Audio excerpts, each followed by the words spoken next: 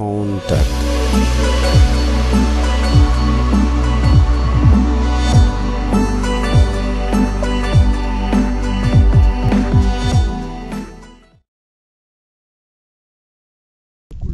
waaw mooy couleur bu rouge bi mais xam nga géej boo fa demee du am couleur lépp bleu la moo tax dañuy def balise yi fii lañ leen di def fii wërale ko léegi fii mooy zone boo xam ne pêcheurs dañ koy bàyyi lépp lu ñu am ay bateau ak ay yëpp ñu dugal ko fi maanaam récif artificiel bu ko defee ñu on peut restaurer le milieu fii nii di bleu nii dañu ne normalement bateau yi waruñu fa ñëw maanaam pêche artisanale tout rek ñoo fa war a ñëw ñu jéem a wutiwaat ay moyens comme ni ñu partenaire bi jàppalee ñu def ay balise fii si koñ bi nga xam ne bateau yi bu ñu ñëwee normalement du ñu dugg zone bi fii ñu may leen mun nañ fi napp population yi dañ fiy napp mais napp boo xam ne tam dafay jéem a yaxanal maanaam du ñëw rek ramasser loo fa fekk rek ramasser yóbbu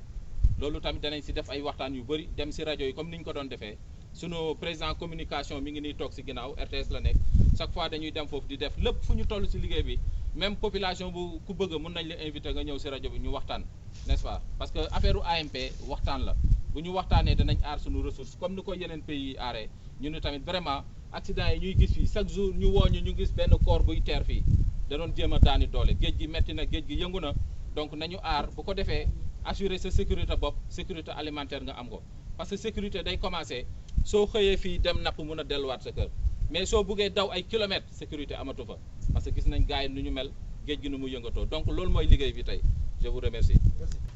Dans un souci de décentralisation et compte tenu de l'importance du balisage pour une AMP comme celle de Saint-Louis, nous avons fait l'option d'organiser cette cérémonie dans ce lieu symbolique qui fait face au mémorial des naufragés du 23 mars. Comme vous le savez, vous êtes en face d'un cimetière, ce qu'on appelle le cimetière des pêcheurs inconnus.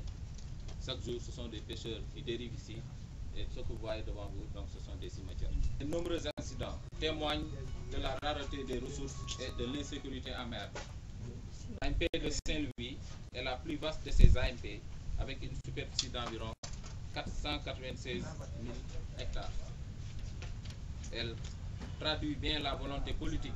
de nos autorités en matière de gestion durable de nos pêcheries. Elle s'inscrit dans un processus dynamique de conservation de la biodiversité et de développement des communautés locales. En effet, il s'agit pour nous de tout mettre en œuvre pour concilier les impératifs de la conservation et les besoins de développement. Autrement dit, c'est de faire de la conservation un levier de développement. À ce titre, le balisage constitue une phase importante pour l'aménagement des pêcheries, car il constitue une matérialisation physique des limites de l'AMP dans le but de mettre en œuvre une stratégie de communication avec les différents acteurs pour une gestion durable des ressources naturelles. L'objectif de ce travail est d'appuyer le processus de fonctionnement de l'AMP de Saint-Louis, notamment la surveillance opérationnelle et la mise en œuvre du plan d'aménagement et de gestion pour une meilleure utilisation de cette réserve. Je ne saurais terminer mes propos sans remercier la communauté des pêcheurs de Saint-Louis et de Gandiol, à qui nous tendons les bras pour une collaboration sur le plan du respect du zonage établi. Un tout grand merci à l'équipe du VVF, de APT, de Fish for Life, qui a accompagné durant tout ce processus. Je vous remercie pour votre aimable attention. Ndar ñu choisir ko parce que dëkk napp la gis nañ ne mool yi dañuy jógee fii di dem Mauritanie di fa am ay jafe-jafe te ñoom dañoo aar comme ñun moo tax ñu ne ñun tam nañu def ni ñoom léegi dañ ko def ci 5 dëkk yoo xam ne ñu ngi ci biir Sénégal AMP bi bokk ci AMP bi na bokk na ci yu gën a rëy mais comme AMP dafa di loo xam ne AMP bi nu mu ngàndee liggéey kenn mënu ko aar ñu ne nañu def zonage mooy ñu def ay pàcc-pàcc ci biir géej gi wax pàcc boo gis naka lañ koy liggéeyee communauté yi ñu ànd ak ñoom du état kese mais ñun ñoo bokk comité de gestion président baa ngi nii toog lépp lu ñuy def ñun ñooy bokk defal ko tey géej googu yaatu na yaatuwaay boo xam ne tey mënoo taxaw nga ne fii la commencé fii la yem loolu loo waral tey ñu ne nañu samp balise yi pêcheurs yi bu ñëwee ñu xam ne lii lañ leen bàyyi ne lu muy rëy rëy bi yëpp pàcc bu ndaw lañ ciy aar mooy pàcc bu xonk bële parce que li ñu am si balise partenaire bi jàppale lañu 6 balises la ñu am te balise dafa cher balise boo gis ñu ngi koy estimé à peu près ay 11 millions et quelques donc boo si amee 6 ça veut dire que dépassé nga xaalis bu bëri loolu nag moo tax ñu ne dañu jël partie bu xonk ba ngeen di gis ñu def ko balise parce que lépp lu ñuy liggéey lu gën a bëri foofu lañ koy dugal bu ñu demee ba population bi gis seen résultat ne war nañ ko mën a yokk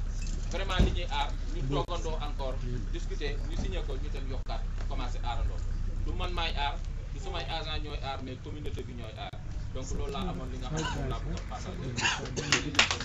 Au nom du représentant conservateur du ministère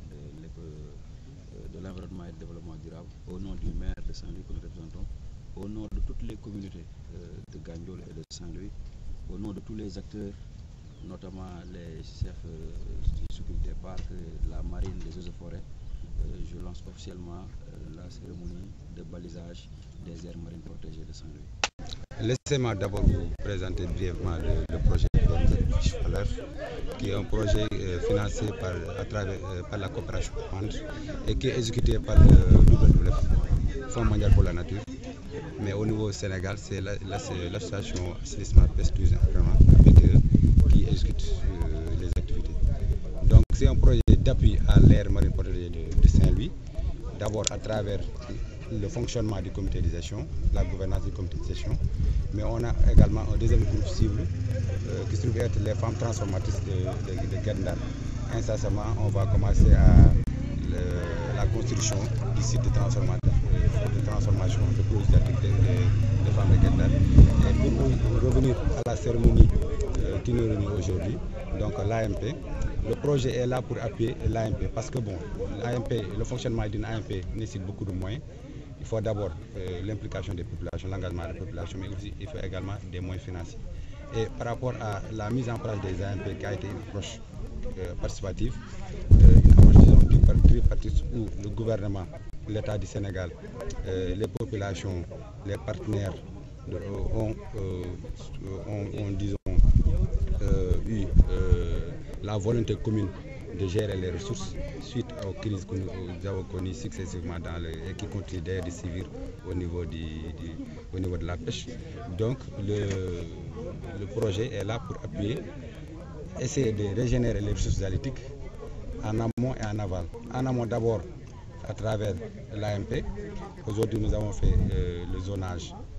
qui est suivi par un règlement intérieur à travers qui définit les différentes utilisations des zones au niveau des différentes parties de l'AMP, mais également la régionalisation des ressources également en aval